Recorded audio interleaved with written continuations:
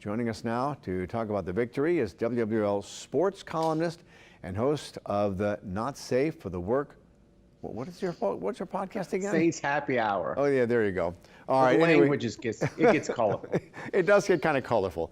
But Ralph Marlboro is joining us live from his mother's kitchen in downtown Houston. Thanks for joining us. First of all, what a day yesterday for Teddy Bridgewater. And I'll tell you what, the Saints were able to bring the Buccaneers back to reality after their big win over the Rams. It was amazing. Is it too early to make Teddy Bridgewater Bacchus 2020? He's amazingly fun, and I have to say this, it's been a great 3 weeks with the Saints ever since Deontay Harris returned that punt for a touchdown in Seattle. Yeah. And look, give Teddy credit. He felt like a passenger the first couple weeks, but yesterday he was amazing with 4 touchdowns and 300 yards. And, you know, he looked like the guy that Minnesota drafted in the first round to be a franchise quarterback. And the thing that's amazing, Eric, we forget Teddy Bridgewater, he feels like he's been around for a decade. He's only 26. Yeah. You know? And I'll tell you what, you got to give it to Sean Payton. He's the one who said, this guy is great. Watch him. He put all his confidence in him. And boy, is he panned out well. He has. And, you know, we talk about Teddy Bridgewater, and he's been amazing, but we need to take a second and talk about Michael Thomas. Oh, yeah. Because Michael Thomas lost the Hall of Fame quarterback that Drew Brees is throwing to him. And Michael Thomas, he hasn't dropped even 1% in production. It's amazing, Eric. I never thought that Michael Thomas would feel like a bargain at $20 million. Yeah. But I don't think the Saints pay him enough. He was amazing. And the thing that's so unique about him is everybody knows on a big play, the Saints are going to Michael Thomas. And he catches the ball. And no matter how many guys are around him, he snags it. It is.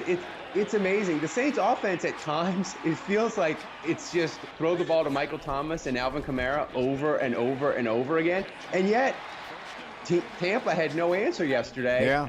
And the Saints are set up well to do everything that we thought they could in the summer, where we thought they could be the #1 seed in the NFC, go 12-4 and get a bye and that sort of thing. And it's still all on the table, despite Drew Brees. He's going to miss 6 weeks. Well, Cook looked good yesterday, too. So, you know, Teddy's got a lot of weapons to throw to. It is amazing that this offense, you know, they just need a third guy to sort of be there and be above average and make some plays. Jared Cook, he was a big addition offseason. He, like you said, he finally made some plays.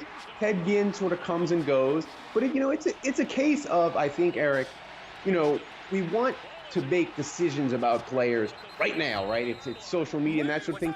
But it takes Teddy Bridgewater 2-3 weeks to get comfortable and get more practice reps and that sort of thing.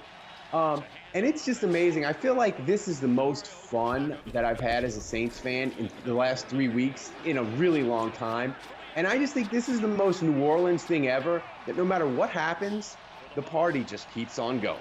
Yeah, and I still love that Teddy had a chance to go to Miami to be a starting quarterback. He said, no, I want to stay in New Orleans, you know, being under the wing of Drew Brees and Sean Payton, so it's great. All right, they head to Jacksonville for next Sunday. That's going to be a good game. Jacksonville's interesting. They have a good rookie quarterback. I will say this about Teddy Bridgewater. Him not going to Miami, Eric, shows a judgment that is just pristine to avoid the disaster that is the Miami Dolphins.